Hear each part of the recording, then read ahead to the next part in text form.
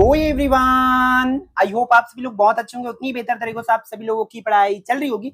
तो भाई हम जो है स्टार्ट करने जा रहे हैं आपके प्रैक्टिस सेट की सीरीज जो है त्रैमासिक परीक्षा 2025-26 के लिए।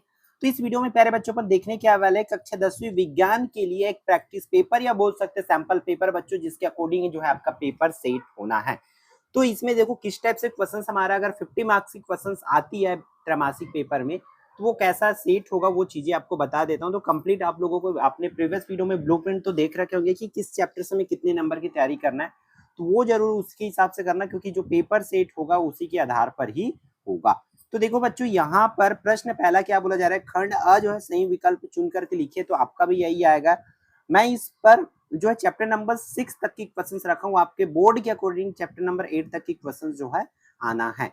ठीक है, तो बस ध्यान से उन्हीं के आधार पर करेंगे। पहला, प्रकृति के वर्णवाद का सिद्धांत दिया। तो प्रकृति के वर्णवाद का सिद्धांत कौन दिए ना भाई, डार्विन ने दिए। ये इसका सही जवाब हो जाएगा। दूसरा, मानव निर्मित परितंत्र या पारितंत्र जो है हो जाएगा क्या भाई, मछली घर। किसको बनाए, मछली घर को हम लोग बनाए, बाकी सब प्रकृति द्वारा बना हुआ है। थर्ड क्वेश्चन की अगर बात करें प्यारे बच्चों, तो थर्ड में देखो क्या दिया हुआ है, ठोस में रेखीय क्षेत्रीय व आयतन प्रसार का अनुपात क्या होता है। तो इसकी आंसर करेक्ट हो जाएगा। करेक्ट आंसर क्या हो जाएगा, 1:2:3, मतलब ब इसका सही जवाब हो जाएगा। प्रश्न क्रमांक चौथा की बात करें तो इस पर क्या दिया हुआ है, उदासीन विलयन का पीएच मान होता है। उदासीन विलयन का पीएच मान बेटा कितना होता है, 7 होता है। याद रखेंगे 7 से कम है तो अम्ल और 7 से ज्यादा होती है तो क्षार होती है। ठीक है। पांचवा, एनिमल इकोलॉजी पुस्तक के लेखक कौन है। तो यहाँ पर चार्ल्स एल्टन इसका सही जवाब हो जाएगा। इसकी करेक्ट आंसर हो जाएगा। फिर 2 नंबर के क्वेश्चंस पूछे जाएंगे। तो 2 नंबर के लिए इस तरीके से क्वेश्चंस पूछे जाएंगे। तो आप लोग परिभाषा के टर्म पर जिस जिस पार्ट से 2 नंबर की क्वेश्चंस आना है उसी पार्ट से आप लोग करेंगे। जैसे कि पोषक स्तर किसे कहते हैं, गुप्त उष्मा किसे कहते हैं, आयनीकरण क्या है, प्रजातिकरण किसे कहते हैं, और जीव भार किसे कहते हैं, या जीव भार से आप क्या समझते हैं, ये आपको करना है। ये 2-2 नंबर वाली क्वेश्चन है आप लोगों का।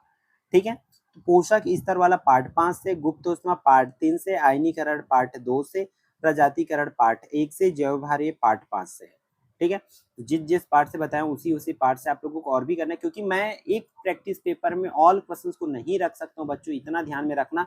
तो आप लोग क्या करो, हमारी क्वेश्चन बैंक की अगर वीडियो आती है तो वो उस पर उसके हिसाब से जरूर प्रिपेयर कर लेना, क्योंकि उसमें मैं ऑल क्वेश्चंस को रखा रहूंगा ताकि आपकी जो तैयारी है पूरे तरीके से अच्छे से हो पाए।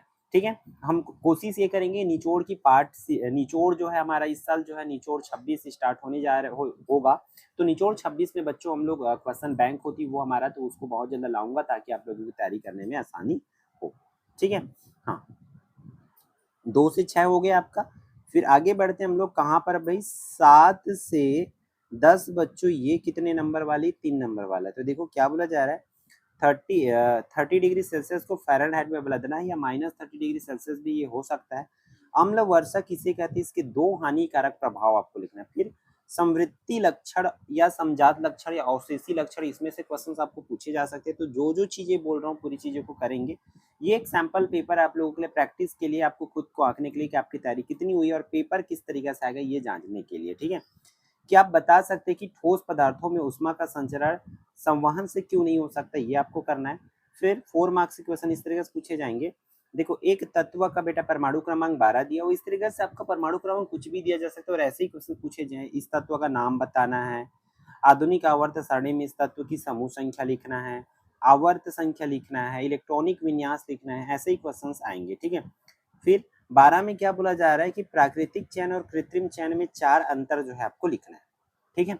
फिर पार्ट 4 से 13, प्रश्न क्रमांक 13 देखो क्या बोल रहा है, आधुनिक आवर्त सारणी में समूह में ऊपर से नीचे जाने एवं बाएं से दाएं जाने पर निम्नलिखित गुण में किस प्रकार परिवर्तन होगा। जैसे कि संयोजकता क्या होगी, परमाणु आकार क्या होगा, आयनन विभव, विद्युत दृढ़ता, इसमें किस प्रकार की परिवर्तन होगी, कौन बढ़ेगा कौन घटेगा। बस बच्चों इसको आपको लिखना होगा। फिर प्रश्न क्रमांक 14 देख लो, ये 5 अंक वाली क्वेश्चन है, निम्न घटकों के संकेत चिन्ह बनाने वाले। तो देखो 5 नंबर वाला प्रश्न सिर्फ और सिर्फ पार्ट 6 से आना है, इसलिए मैं नीचे के दोनों प्रश्नों को पार्ट 6 से ही लिया हूं। तो देख लो बच्चों, यहाँ क्या क्या क्या दिया हुआ है, सेल दिया हुआ है, बैटरी दिया हुआ है, प्रतिरोध दिया हुआ है, संधि तार, कुंजी खुला बंद, ये सब चीज करना है आपको।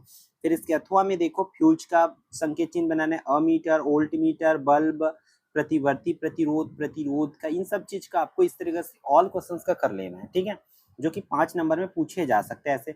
फिर लास्ट क्वेश्चन जो है आपका अगेन 5 नंबर वाले क्वेश्चन से, इसमें क्या दिया हुआ है, ओम के नियम को अपने शब्दों में लिखना है कि ओम का नियम क्या है उसको बताना है। फिर वी तथा आई के बीच ग्राफ खींचना है, ग्राफ खींचने के बाद दोनों में संबंध स्थापित करना है। 3 काम करोगे देन आपको 5 नंबर यहाँ से मिलेगा।